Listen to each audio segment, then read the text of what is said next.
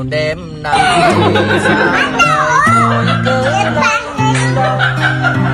làm ăn cực khổ mà bao năm vẫn tay không. Cầu trung số cho đời con bớt khổ, trái ông bà trung được mấy tờ, thân con giờ nợ tựa lưng.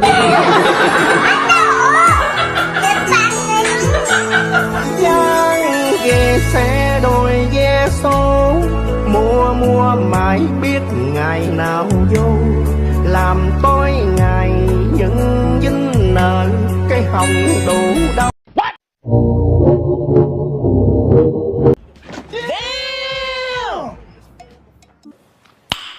Nice. Oh my God! Wow! Yeah, boy.